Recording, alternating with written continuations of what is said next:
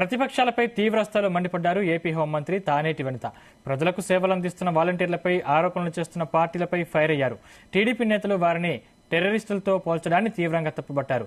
వారికి తెలుగుదేశం నేతలు బహిరంగ క్షమాపణ చెప్పాలని డిమాండ్ చేశారు తానేటి వనిత. జగనన్న ప్రభుత్వంలో ముఖ్యంగా వాలంటీర్ వ్యవస్థని క్రియేట్ చేసింది జగనన్న. ఈ రోజున ఆ వాలంటీర్ వ్యవస్థ ద్వారా ప్రజలందరికీ కూడా సేవ చేయడమే కాకుండా ప్రతి ఒక్క సంక్షేమ పథకాన్ని కూడా ప్రతి గడపకి కూడా చేర్చే విధంగా జగనన్న చర్యలు తీసుకోవడంతో ఈ రోజున వాలంటీర్స్ తో పాటు సేవ చేయడానికి వాళ్ళు ఎంత కమిటెడ్ గా ఉన్నారో వారితో పాటు ప్రజలు కూడా అంతే హ్యాపీగా ఉన్నారు.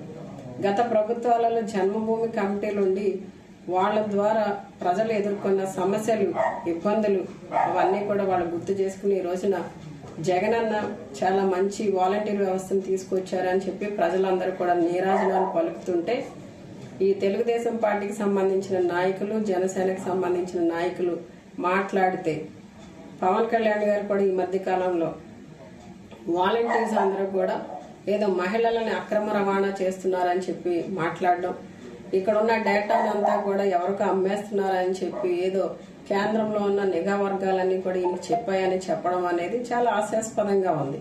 ఈ రోజున మరి వాలంటీర్స్ అందరూ కూడా చాలా చిత్తశుద్ధితో చక్కగా ప్రజలకు సర్వీస్ అందించడం, అంటే ముఖ్యంగా కోవిడ్ టైంలో మరి తెలుగుదేశం నాయకులందరూ కూడా ఈ కోవిడ్ కి భయపడి వాళ్ళ ఇళ్లలో వాళ్ళు దాక్కుంటే ఈ వాలంటీర్సే ప్రతి ఇంటికి వెళ్లి సర్వేలు నిర్వహించి ఎవరు ఏ సిమ్టమ్స్ తో ఇబ్బంది పడుతున్నారో వాళ్ళని ఐడెంటిఫై చేసి క్వారంటైన్ సెంటర్స్ తీసుకువెళ్లి వాళ్ళని అక్కడ జాగ్రత్తగా చూసుకుని మళ్ళీ అక్కడి నుండి ఏదైనా ఇబ్బంది కలిగితే వాళ్ళని హాస్పిటల్కి షిఫ్ట్ చేయడం లాంటి పనులన్నీ కూడా వాళ్ళు ప్రాణాలకు తెగించి వాళ్ళ కుటుంబాన్ని పక్కన పెట్టి ప్రజలకు సేవ చేసిన వాళ్ళు వాలంటీర్స్. అలాంటి వాలంటీర్స్ మీద ఈ రోజున తెలుగుదేశం నాయకులు ధ్వజమెత్తి అవాకులు చవాకులు పేలుతున్నారు.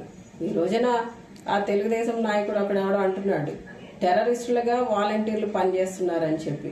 అంటే వాళ్ళు చేస్తున్న సేవ అంతా కూడా వీళ్ళకి టెర్రరిజం లాగా కనిపించడం అనేది చాలా బాధాకరం.